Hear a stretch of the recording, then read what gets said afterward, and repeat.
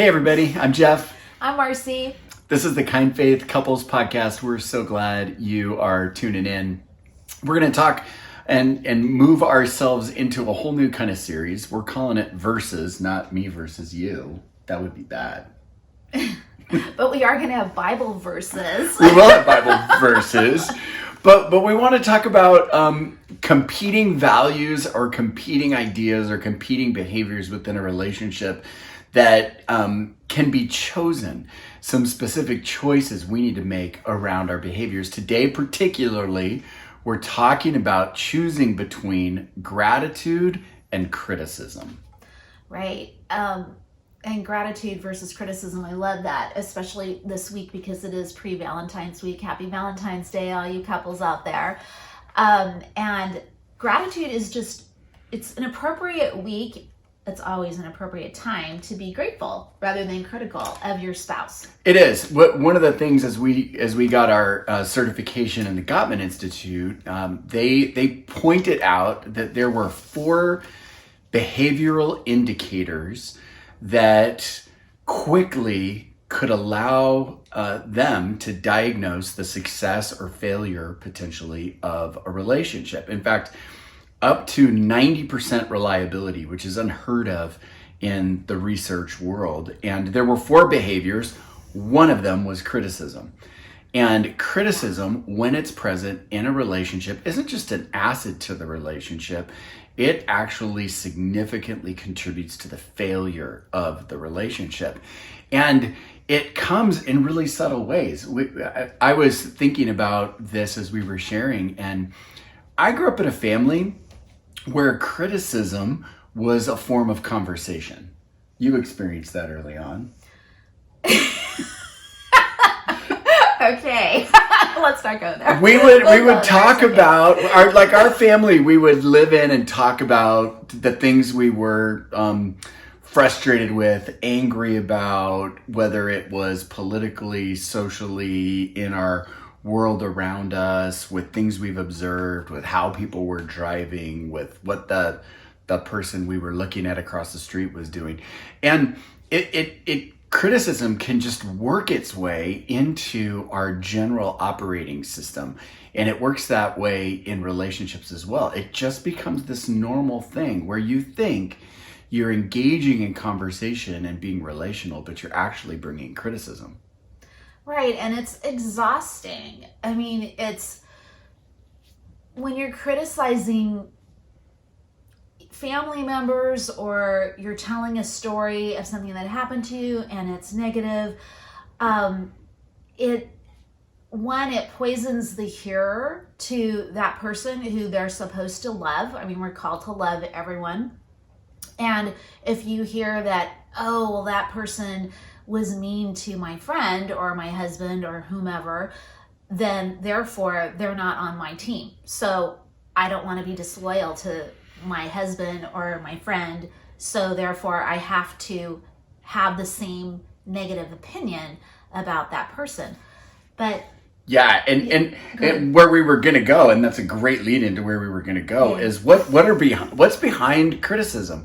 And one of the things that's behind criticism, which makes it seem like a good thing, is loyalty, which is what you're just pointing out. It's us on this team, we criticize that behavior. We don't do that. They do that. It's a us versus them, but it's a call to loyalty, and that's a very subtle move with criticism that kind of makes it seem like it's positive, makes it seem like you're doing something good. What are some other motives behind criticism that you can think of? I know we didn't prepare this, so I'm just asking you off the top of my head. Off the top of your head. What's your guess? What motivates criticism? I think the biggest thing is, well, somebody's hurt you. Someone's hurt your feelings, and therefore they're bad. Or if it's criticism, it could be as benign as sweeping. Like, Jeff picks up the broom, and I've asked him to sweep or mop the floor, and he's graciously doing it because we've got a party or something is happening. And I'm criticizing how he's doing it. It's like, okay, well, did you put water in the bucket? Did you put soap in the bucket? Which soap did you put in the bucket? How are you wringing out the mop? That's not how you wring out the mop. You have to get all the way up to the baseboards. Did you do the top of the baseboards? Just like this. I mean, that's so. Control is a motivator. Yeah, there you go. Control. Yeah. It's the loyalty can be a motivator for criticism. I want to be on their team, and so I criticize. Loyalty is a motivator. One of the things that I realize motivates me in criticism is safety. It's a lot safer to criticize because I can stand at a distance and I can point out things that everybody else can obviously see, and it in some ways it distracts from my personal flaws and it keeps me from being vulnerable. Right, that's true. We had a not a pretty story about backing out of a driveway where I was driving, and I was my husband was graciously pointing out the best way to do it. And like, none of you wives have experienced that. Brilliantly. I think graciously and brilliantly is really what I think you're trying to say. Yes, because it was definitely the most strategic method in his mind. So that happens, and it wasn't helpful because I was driving and I was getting us from point A to point B. And of course, I know guys like to, not guys, all guys, but there is a strategy to driving, and they want to take a certain road or a certain direction. And, but the same thing with the mop, here I was, it's a mop. He was getting the floor clean, and I was criticizing how he was doing it. I was driving, he was criticizing how I was driving. So we do it both ways. Yeah, so motivations, you could probably think of other ones besides the ones we thought of, but the motivations, there's this subtle loyalty motivation for criticism, there's a control piece to criticism, there's a desire to protect yourself motivation behind criticism, and then what Marci's bringing out there is there's a style nature to criticism. So I have a certain style of how I like to drive. She has a certain style about how she likes to drive. And you can criticize accordingly. But I think at the heart of all of this, the vulnerability issue is the biggest issue, because the flip side of criticism, for the purposes of this conversation, is gratitude.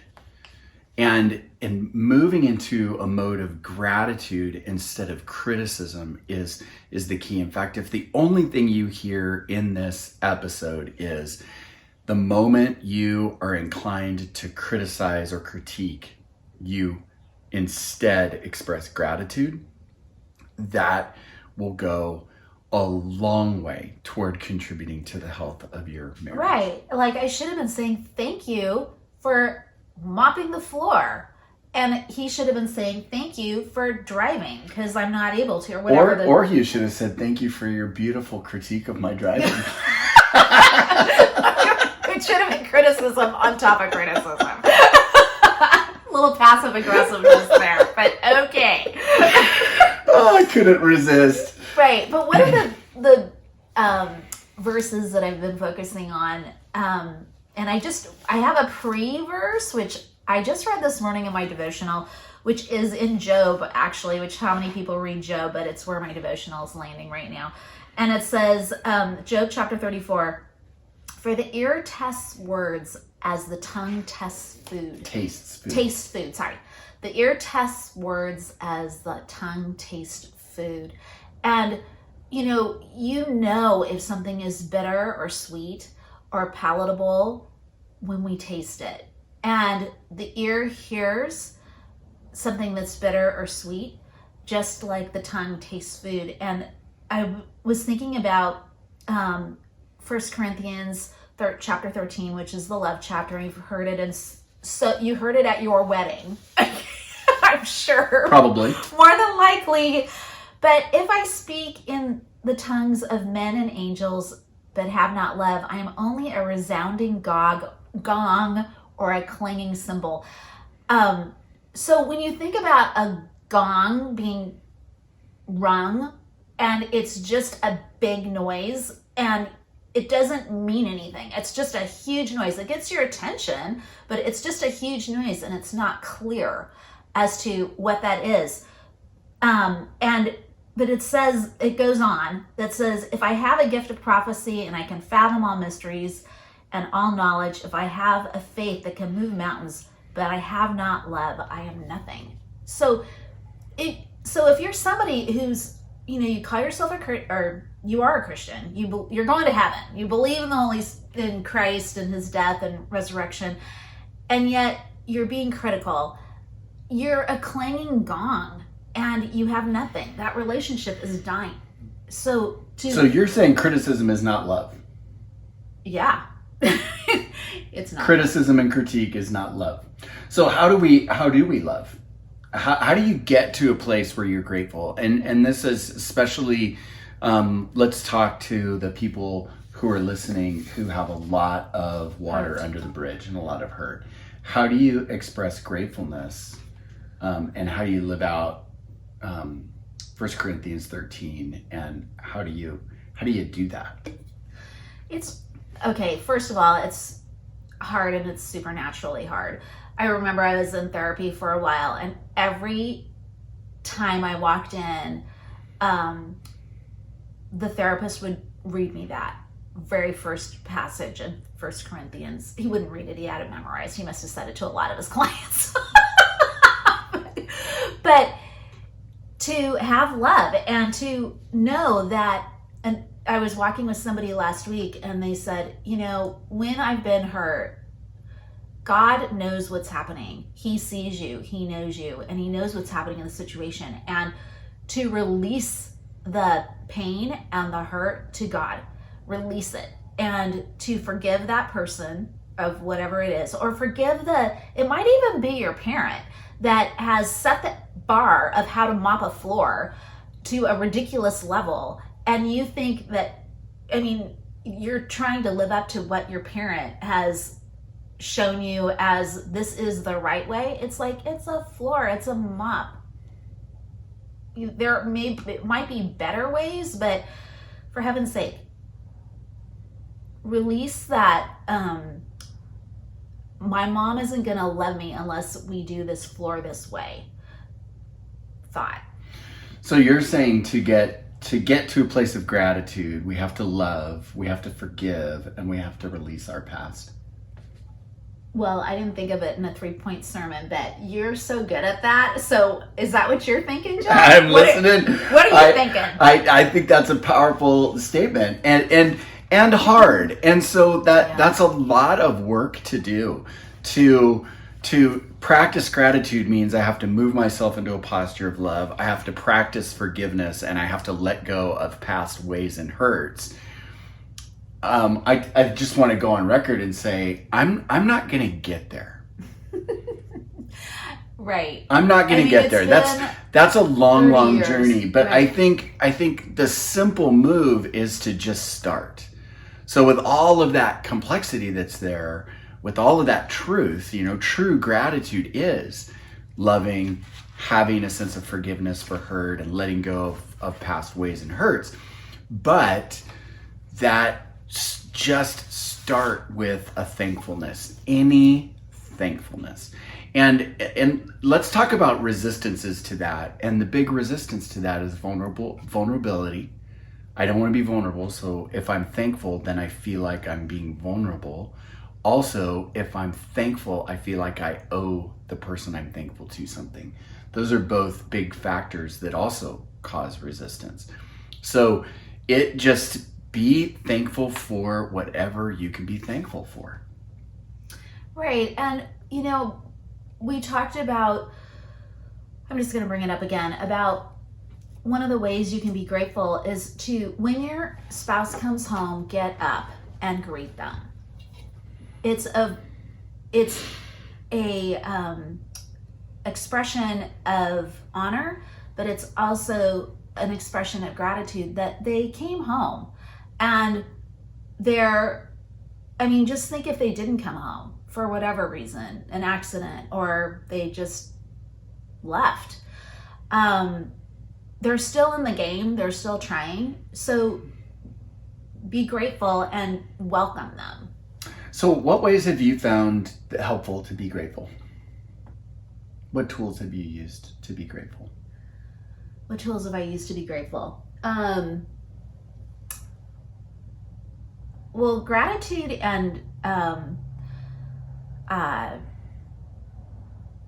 affirmations for me kind of go hand in hand. But I think the thing to be grateful is to remember that this is God's spouse that he's given you, and that I may not get it, but God is getting it. And the point is that he's bringing us both together on our journey together to grow closer to God. And we brought that up again last week, but I think it's worth repeating that even in our pain, God is still using that, and he's bringing us closer to him in it. And I think that's the best place to start, is with our gratefulness and acknowledgement that God's in charge and on the throne, and he's the creator. If we can be supportive of that, not supportive of that, if we can be affirming of that in ourselves and be grateful for it, it leads us to gratefulness around our spouses, even with the things that annoy us about our spouses. One of the lessons I tell to couples I'm doing pre-marriage counseling with is God put you together not for your mutual happiness, although that is a wonderful side effect, but God put you together so that you'd be shaped into his image. Right. And being shaped into the image of God is not pleasant. It hurts. And so your spouse, by design, is there to hurt you. And so how do we become grateful for that and see the ways we've been shaped and changed because we've been wounded by someone who loves us? Right. And how much more humble are you because you've been with your spouse? And it requires humility to keep a relationship going, because somebody has to say they're sorry. And not that you want to be the only one, but to say they're thankful. Right, in it. And humility is thankfulness in a lot of ways. And when, God says, be anxious for nothing, but in all things with thanksgiving, let your requests be made known to God. Do I have the right passage? Philippians 4:6. With thankfulness, let your requests be made known to God. So even in the situation that it is, and I'm not talking about abuse. I'm not talking about, extreme circumstances. Right. I'm not talking that, well, my husband just beat me or slapped me across the face, or vice versa, or my wife just slapped me across the face. Guys, I know that happens as well. But to say, oh, well, thank you, God, for that happening. But that's not what we're talking about. In a situation of, he's mopping the floor. Thank you, God. Just thank you. Moments of frustration. Right. Yeah, not the extreme moments, but the moments of frustration. Right. So, and all this, if we wrap this up in a bow, it's we have natural heart, because it's Valentine's Day. Okay, we have natural resistances to gratitude. It causes us to be vulnerable. It causes us to have to move through hurt in order to be grateful. So it's naturally resistant, and criticism is naturally attractive. We want to put criticism out there because it keeps us from being vulnerable. It also has some other insidious attractions to it, but criticism destroys relationships, and gratitude builds up relationships. And so in that moment where you feel like you want to be critical or bring a critique, right, bring gratitude and bring thankfulness. It's simple, but it's really hard to practice. And when that's why James talks so much about controlling the tongue. God says, he says, let no unwholesome words come out of your mouth, but only what is profitable for building others up. And that is, unwholesome words aren't F-bombs and S-bombs. They're slander. They're things that don't build people up. Right. and remembering things that happened 30 years ago that, well, you didn't do something that I expected you to do, and therefore you never will. Allowing the person to grow and change in your relationship is also huge. And just appreciating that, wow, thank you for mopping the floor, because 10 years ago you never would have done that. That type of thing. Growth. Appreciate growth. So wrap this up. I don't know how to wrap it up. Could you just wrap it up and I just reopened it? I'm so sorry. I had to do that. Tell us what's your takeaway from all of this? Be as kind as you can. Appreciate your spouse, and love. Don't be a clanging gong or a clanging cymbal. Just love. Love your spouse and appreciate them. And there it is. Thanks for tuning in. Forward this if it's helpful. Like it. We would love to have your input and questions. If you've got any pressing issues in your relationships, we'd love to address those.